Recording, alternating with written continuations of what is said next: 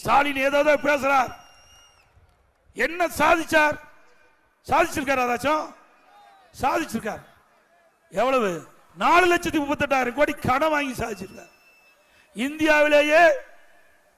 இந்தியாவிலேயே கடன் வாங்குவதில் முதல் மாநிலம் தமிழ்நாடு.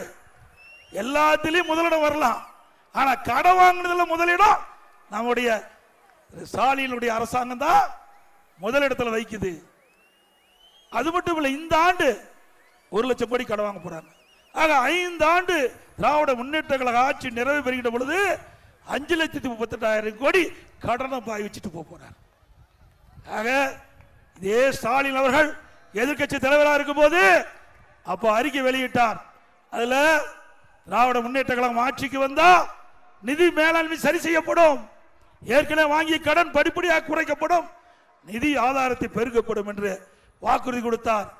அதே போல நிதி மேலாண்மை குழு அமைச்சாரு, நிபுணர் குழு அமைச்சாங்க. அந்த நிபுணர் குழு வந்த பிறகு கடன் வாங்கி இருக்கிறாங்க. எதுக்காக நிபுணர் குழு அமைச்சாங்க? கடன் வாங்குறதுக்கு நிபுணர் குழு அமைச்சாங்க. சிந்திச்சு பாருங்க.